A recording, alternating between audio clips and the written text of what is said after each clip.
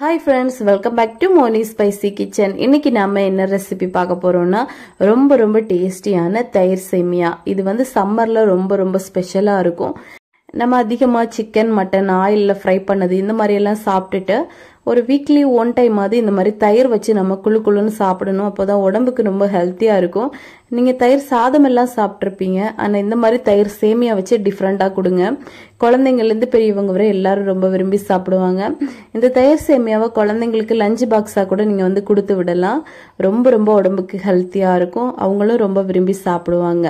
சரி வாங்க இது எப்படி செய்யலாம் அப்படிங்கறத நம்ம டீட்டெயிலா பார்த்துடலாம். அதுக்கு முன்னாடி நம்ம சேனலுக்கு இப்பதான் ஃபர்ஸ்ட் டைமா வரீங்கன்னா மறக்காம சப்ஸ்கிரைப் பண்ணிருங்க.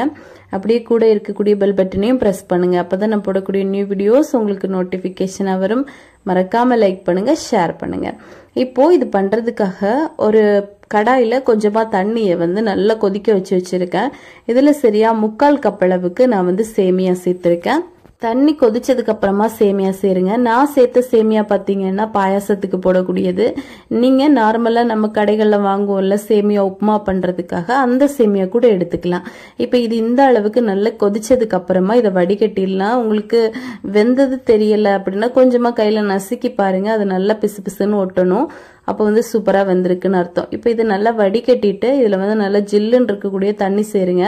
அப்பதான் இது ஒன்னோட ஒன்னு ஒட்டாமலும் இருக்கும், அதிகமா வெந்து போகாமலும் இருக்கும். இப்போ இதை மாத்தி வச்சுட்டு ஒரு கடாய் எடுத்து அடுப்புல வச்சுக்கலாம். இதுல வந்து ஒரு 2 ல இருந்து 3 டேபிள் ஸ்பூன் வரைக்கும் எண்ணெய் சேர்த்துக்கோங்க. இப்போ எண்ணெய் வந்து கொஞ்சம் காயட்டும். காஞ்சதும் 1/2 டேபிள் ஸ்பூன் அளவுக்கு கடுகு சேர்க்கணும். இந்த கடுகு கூடவே ஒரு 1/2 டேபிள் ஸ்பூன் அளவுக்கு உளுத்தம்பருப்பு. கடுகு வந்து கொஞ்சம் பொரியட்டும். பொரிச்சதுக்கு அப்புறமா சேருங்க. அப்புறமா ஒரு 1/2 டேபிள் ஸ்பூன் அளவுக்கு கடலைப்பருப்பு.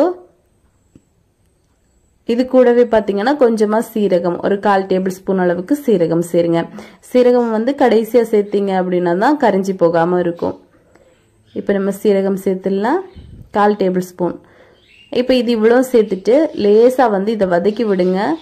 இது வந்து ஒரு கோல்டன் கலர் ஆகணும் அது வரைக்கும். அப்புறமா இதுல ஒரு 1/4 டேபிள் ஸ்பூன் அளவுக்கு நல்ல மிளகு சேர்க்கணும்.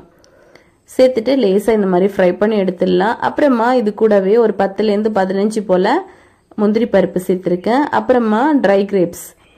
இது வந்து ஆப்ஷனல் தான், உங்களுக்கு தேவைப்பட்ட மட்டும் சேர்த்தா போதும். இது எடையா இருக்கும்போது நம்ம தயிர் சேமியா சாப்பிடும்போது நல்லா கிரன்ச்சியா டேஸ்டியா இருக்கும், அதுக்காக தான். இப்ப இந்த ட்ரை கிரேப்ஸ் எல்லாம் வந்து கொஞ்சம் உப்பி வரட்டும். இந்த மாதிரி நல்லா கொஞ்சம் உப்பி வந்ததுக்கு அப்புறமா கொஞ்சமா கருவேப்பிலையும் சேர்த்திருக்கேன். சேர்த்துட்டு இது எல்லாத்தையும் ஸ்டவ் ஆஃப் பண்ணிட்டு அப்படியே மாத்தி வச்சிடலாம். இப்போ இன்னொரு பவுல் எடுத்துட்டு இதுல வந்து அந்த சேமியா எல்லாத்தையுமே சேர்த்துருங்க. சேர்த்துட்டு இது கூடவே சரியா 3/4 கப் அளவுக்கு தயிர் சேர்க்கணும். இந்த தயிர் பாத்தீங்கன்னா நல்ல புளிப்பு இல்லாத தயிரா சேருங்க. நல்ல புளிப்பான தயிர் சேர்த்துட்டீங்கன்னா அதிக நேரம்லாம் வச்சிருக்க முடியாது. இப்ப இதுல ஒரு 1/2 டேபிள் ஸ்பூன் அளவுக்கு உப்பு சேர்த்து நல்லா மிக்ஸ் பண்ணி விட்டுக்கலாம். மிக்ஸ் பண்ணி கொடுத்துட்டு இது அப்படியே நம்ம மாத்தி வச்சிடலாம். ஒரு 10 மினிட்ஸ்க்கு அது அப்படியே இருக்கட்டும். 10 மினிட்ஸ் கழிச்சதுக்கு அப்புறமா இதுல வந்து நம்ம தாளிப்பு ரெடி பண்ணி வச்சிருந்தோம்ல அது எல்லாத்தையுமே அப்படியே சேர்த்துருங்க. சேர்த்துட்டு இப்ப இதை நல்லா கலந்து கொடுங்க. இது எல்லா பக்கமும் நல்லா வந்து மிக்ஸ் ஆகும்படியா. இந்த அளவுக்கு உங்களுக்கு தாளிப்பெல்லாம் வேண்டாம் அப்படின்னாலும் நீங்க எல்லாத்தையுமே கொஞ்சம் கம்மி பண்ணியும் சேர்த்துக்கலாம். இப்ப இதை நல்லா மிக்ஸ் பண்ணி கொடுத்துட்டு இதுல வந்து தேவைப்பட்ட கொஞ்சமா நம்ம போமோகிரானட் மாதுளம் பழம் சேர்த்துக்கலாம். அப்புறமா துருவின தேங்காய் சேர்த்துக்கலாம். கொஞ்சமா கொத்தமல்லி தழை சேர்த்துக்கலாம். உங்களுக்கு விருப்பப்பட்ட மாதிரி எது வேணா சேர்த்துக்கலாம். கேரட் கூட துருவி சேர்த்துக்கலாம், ரொம்ப நல்லா இருக்கும். இப்போ அவ்வளவுதான், சூப்பரா ரெடி ஆயிடுச்சு. இது அப்படியே நம்ம சர்வ் பண்ணிடலாம். கண்டிப்பா ஆபீஸுக்கு போற ஹஸ்பண்ட்ஸ் இல்ல குழந்தைகள் எல்லாருக்குமே நீங்க இதை வந்து ரெடி பண்ணி கொடுக்கலாம். ஆனா இது ரொம்ப நேரம் வச்சிருக்கணும் அப்படின்னா கண்டிப்பா தயிர் வந்து ஒரு 3/4 கப் சேர்க்காம ஒரு 1/2 கப் தயிர் சேர்த்துட்டு ஒரு 1/4 கப் அளவுக்கு காய்ச்சி ஆற வச்ச பால் சேருங்க. அப்ப ரொம்ப நேரத்துக்கு அது கெட்டு போகாம இருக்கும். கெட்டு போகாம மீன்ஸ் நல்லா புளிப்பாகாம இருக்கும், சாப்பிடலாம் அந்த மாதிரி.